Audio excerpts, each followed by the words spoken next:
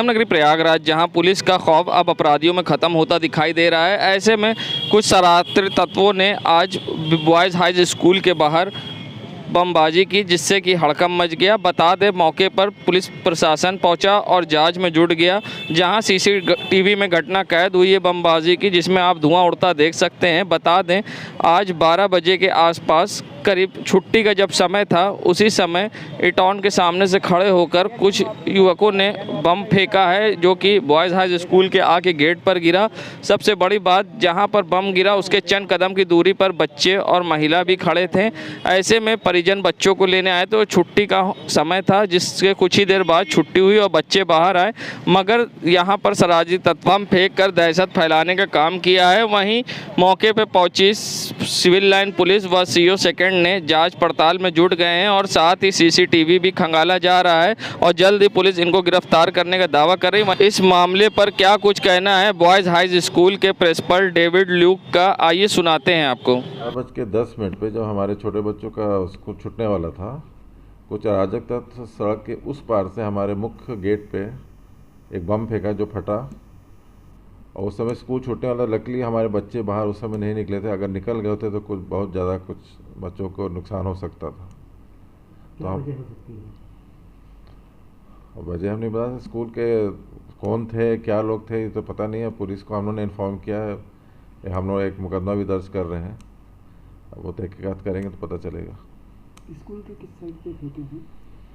मुख्य द्वार फेंके, सामने जो ईटॉन रेस्टोरेंट है उसके सामने से फेंके हैं, हमारे मेन गेट पे फेंके। Thank you. वहीं स्कूल के प्रिंसिपल का कहना है कि सड़क के उस पार से बम फेंका गया और छोटे बच्चों का स्कूल छूटने वाला था, मगर कोई हताहत नहीं हुआ। हम लकी हैं। संगम नगरी प्रयागराज, हेलमेट आपके जीवन में कितना उपयोगी है? हेलमेट के बिना लाइफ का सफ़र जानलेवा साबित हो सकता है, ये जानते हुए भी लोग लापरवाह बने हुए हैं। कहीं ना कहीं हर रोज़ सड़क पर हादसे की खबर मिल ही जाती है। एक और यातायात लोग जागरूक करती है पुलिस, लेकिन तमाम प्रयासों के बाद भी बाइक सवार सुधरने को तैयार नहीं है। ऐसे में कई लोगों ने अभियान भी चलाकर लोगों को जागरूक किया है। वहीं जब हमने सड़कों पर उतरकर रियलिटी चेक करी और लोगों से बात की, तो यहाँ पर ज़्यादातर लोग बिना हेलमेट के और ट्रिपलिंग करते दिखाई दिए। यहाँ तक कि बिना हेलमेट के कान में फ़ोन लगाकर गाड़ी चलाते दिखाई दिए।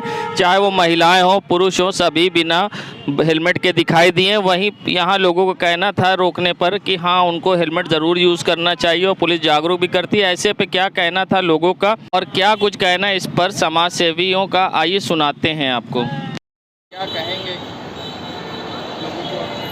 हेलमेट लगाना ज़रूरी है, बाकी अब पुलिस भी जागरूक कर रही है, लेकिन लोग नहीं मान रहे हैं। हमारी सुरक्षा के लिए ये सब हो रहा है, बाकी अब क्या बताएं हम। कितना नुकसान आपको लगता है हेलमेट ना लगाने, कितना खतरा? बहुत खतरा रहता है। अभी कुछ दिन पहले हमारा ये एक्सीडेंट हुआ था, इसलिए क्या बताएं। जी लगाते हैं। क्या नाम है? मेरा नाम शिवम पांडे। लोग बिना हेलमेट की गाड़ी सड़क पर चला रहे हैं, कितना खतरा लगता है, क्या कहेंगे? यह खतरा तो बहुत है। पुलिस भी लगातार जागरूक हो रही है और वो लोग भी चालान काटने के लिए एकदम तत्पर हैं। अगर उसके बाद लोग नहीं लगा रहे हेलमेट, क्या कहेंगे? नहीं, लोगों को हेलमेट लगा के जाना चाहिए। क्या नाम है आपका? विवेक। यार ये हेलमेट नहीं लगाया, कितना खतरा लगता है, हेलमेट नहीं लगाना चाहिए हेलमेट लगाते हैं पर कभी नहीं लगाते, कभी कभी नहीं भी लगाते ना, सर दर्द होता है। मौसम अच्छा था इसलिए नहीं लगाया। खतरा लगता है? नहीं, खतरा नहीं लगता, खतरा लगता तो लगाए होते हैं। खतरा नहीं होता हेलमेट? नहीं होता है, सेफ्टी तो होती है, रोज़ लगाते हैं। अभी मौसम थोड़ा अच्छा था, धूप नहीं थी तो नहीं लगाया हमने। पुलिस जागरूक कर रही है लोगों को लगातार, फिर भी लोग नहीं लगा रहे हैं। आपको क्या लगता है कि लोगों को लगाना चाहिए? ऑब्वियसली लगाना चाहिए। मेरे पास भी हेलमेट हम भी लगाते हैं, पर आज मौसम अच्छा था, कॉलेज से निकले थे, देर हो गई, थक गए थे तो हम निकल गए। मेरा नाम नबीला है। मैं ये कहना चाहूँगी कि जनता से मेरी हाथ जोड़कर अपील है, नम्र निवेदन है कि समाज सेवी संस्थाएं इतना आप लोगों को जानकारी देते हैं कि हेलमेट लगा के चलें, उनसे क्या फ़ायदे हैं। पुलिस भी अपनी ड्यूटी पूरी अच्छी तरह निभा रही है, लेकिन फिर भी आप लोग चालान भी कटवाते हैं, सब कुछ कटवाते हैं, लेकिन हेलमेट लगाना भूल जाते हैं, जो कि बहुत ज़रूरी है। आप लोग ध्यान रखिए, आपके घर में भी कोई इंतज़ार कर रहा है। सबसे ज़्यादा हेलमेट आपके परिवार के लिए, आपके प्रियजनों के लिए, आपके मित्रों के लिए बहुत ज़रूरी है, जिनके लिए आप ख़ास हैं। कम से कम आप उन लोगों के लिए तो हेलमेट लगा कर चलें। ये मेरा आपसे विशेष अनुरोध है कि इस बात का ध्यान रखें, और आप खुद ही अपनी सुरक्षा नहीं करेंगे तो कोई आपकी सुरक्षा कैसे कर सकेगा। मैं रंजना गुलाटी, अध्यक्ष अखिल भारतीय महिला परिषद नगर शाखा। संगम नगरी प्रयागराज जहां अब खुले सामानों पर जहां 5% जीएसटी लगाई गई है, जिससे लोगों की मुसीबतें तो बढ़ी है, मगर अब विपक्ष सरकार पर लगातार हमलावर हो गया है। ऐसे में कांग्रेस के वरिष्ठ नेता बाबा अभय अवस्थी ने अब इस मामले पर सरकार पर निशाना साधा है। जीएसटी के मुद्दे पर उन्होंने निशाना साधते हुए क्या कुछ कहा है हम आपको सुनाएंगे। मगर जहाँ दूध, मक्खन, दाल, चावल, अन्य चीजों पर जीएसटी लगी है, उससे लोग भी परेशान हैं। ऐसे में क्या कुछ कहा है कांग्रेस नेता ने, आइए सुनाते हैं। क्या कहा जाए, हंसी ही आती है जिन पदार्थों पर जीएसटी लगाते चले जा रहे हैं कि आज जन जन में और सोशल मीडिया पर ये कहावत मशहूर हो रही है कि पहले बच्चा जब रोता था तो माँ कहती थी बेटा जो है सो जा नहीं गब्बर आ जाएगा। अब माँ अपने बेटे से कह रही है, कार्टून जो सोशल मीडिया पे वायरल हो रहे हैं, कि माँ अपने बेटे से कह रही है कि बेटा तेरी भूख बाद में, पहले जीएसटी की भूख मुझे मिटा लेने दे। तो सरकार खुद आईने में अपना चेहरा देख ले कि बेटे के दूध पर जीएसटी, एक नाबालिग या नवजात शिशु के जो है मक्खन के ऊपर जो है जीएसटी। कहने का मतलब ये है कि कफन से भी जीएसटी। कहाँ ले जाना चाह रहे हैं सरकार को? कुछ तो मर्यादा, नैतिकता, या जो सनातनी हिंदुत्व की बात करते हो, तो क्या हमारे सनातनी हिंदुत्व में जो है मुग़ल काल में भी जब जो है अंत्येष्टि करने के लिए औरंगजेब ने टैक्स लगाया था तो त्राहिमाम जनता कर उठी। आज आप जो है अंत्येष्टि में भी जीएसटी लगाना चाह रहे हो, दूध में भी जीएसटी लगाना चाह रहे हो, आटा में भी जो है। तो गरीब जो है जीएसटी का पेट भरे कि अपनी औलाद का पेट भरे, सरकार यही बता दे।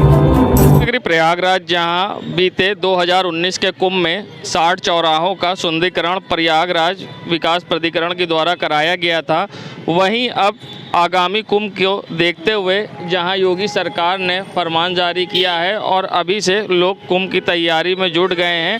वहीं कुंभ की तैयारी को देखते हुए और अब योगी सरकार के आदेश के बाद विकास प्राधिकरण ने फिर से चौराहों का सुंदरीकरण कराने का कार्य शुरू करा दिया गया है, जिसमें चौराहे के रख रखाव व पेंटिंग का कार्य कराया जा रहा है। ऐसे में कार्य कराने वाले ठेकेदार का इस पूरे मामले पर क्या कुछ कहना है, किस तरह से तैयारी की जा रही है, आइए सुनाते हैं आपको। ये क्या कार्य चल रहा है? ये कुंभ के समय पे 2019 में जो कुंभ मेला हुआ था उसमें 60 चौराहे बनाए गए थे। तो अब उसके बाद अब फिर दोबारा से कुंभ होने वाला है 2-3 साल में, तो इसके ये मरम्मत का काम चालू है। सारे चौराहे, जितने भी चौराहे बनाए गए, उनके कलर, पेंटिंग और सब फिनिशिंग के कार्य दोबारा से स्टार्ट हो गए और ये काम रेगुलर चलते रहेंगे, क्योंकि प्रयागराज जैसा बनाया वैसा आगे भी दिखना चाहिए। उस थीम पे हम लोग काम कर रहे हैं और जैसे शुरुआत में थे, जब कुंभ स्टार्ट हुआ था तब वैसे स्कल्पचर्स थे और वैसे ही ये आगे भी चमकते रहे। इस विभाग के द्वारा ये कार्य चल रहा है? ये विकास प्राधिकरण प्रयागराज के द्वारा कार्य किया जा रहा है।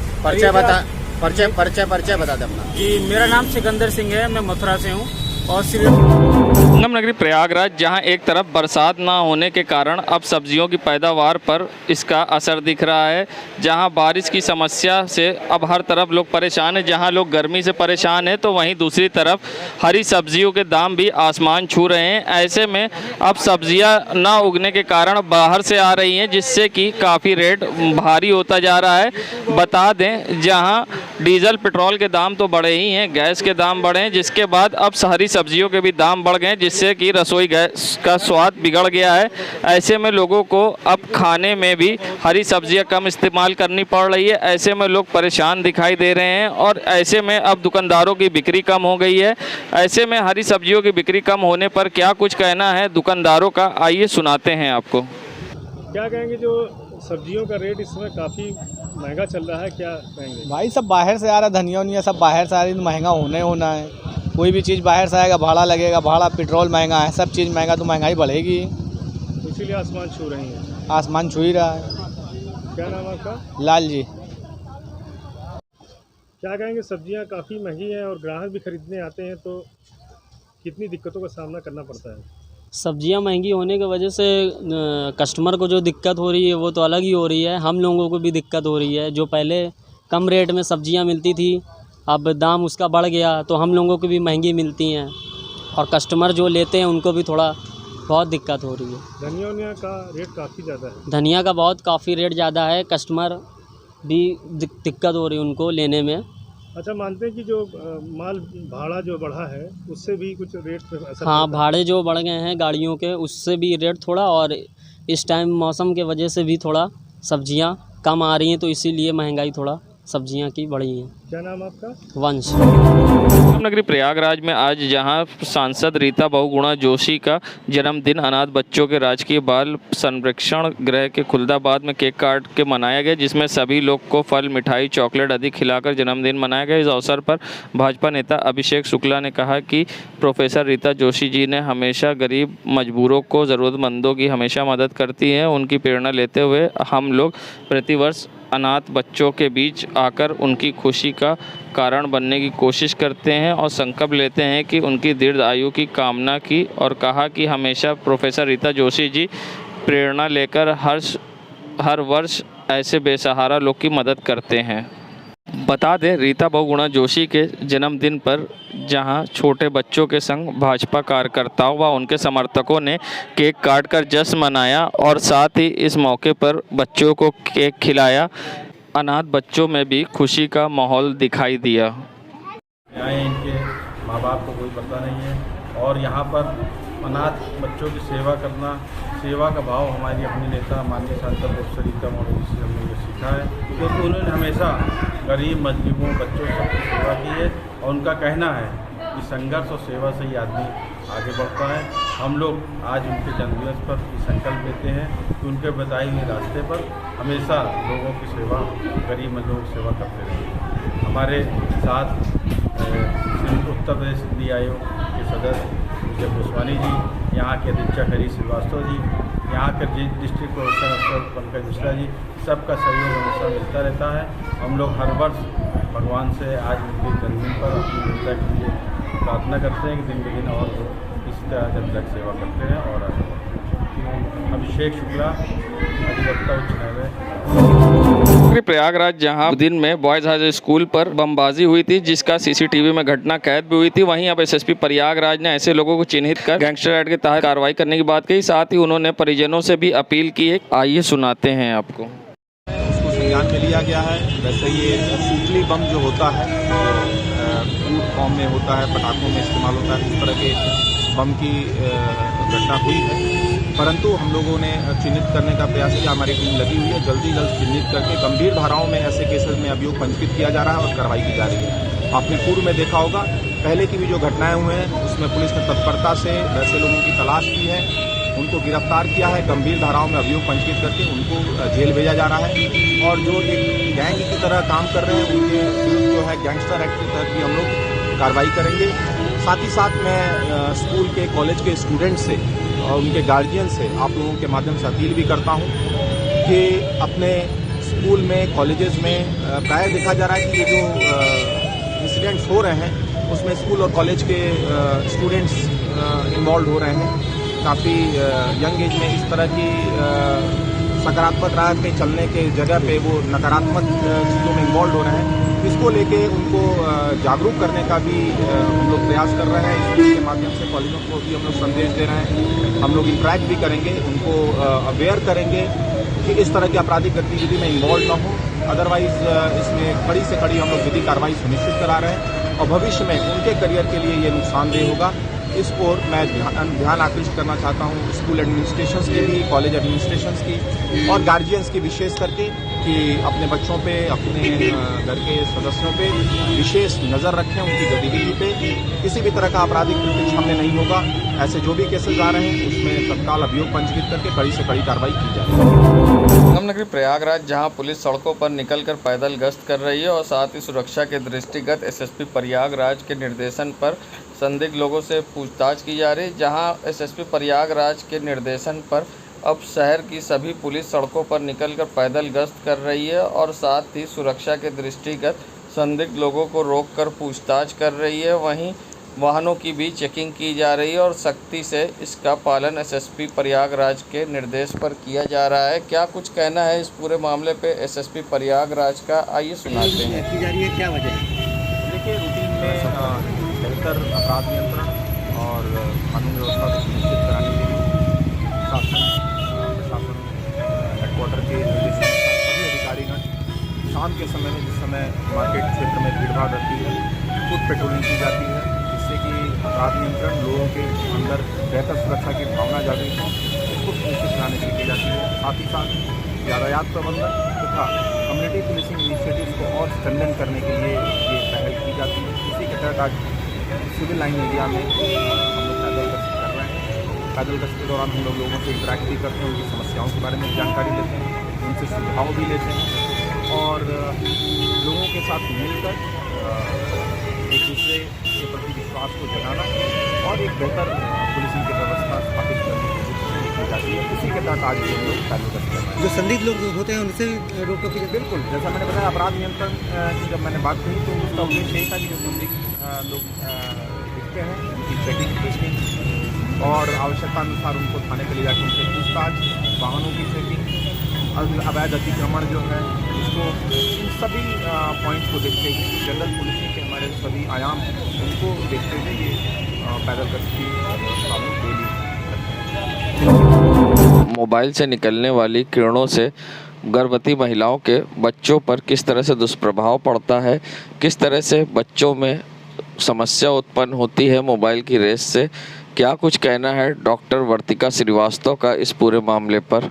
आइए सुनाते हैं आपको। कर देते हैं ये सारी चीज़ें जब एक गर्भवती महिला यूज़ करती है एक मोबाइल या किसी तरह के इलेक्ट्रॉनिक उपकरण को, लैपटॉप को हद से ज़्यादा, तो ये उसके बच्चे को ट्रांसमिट होती है।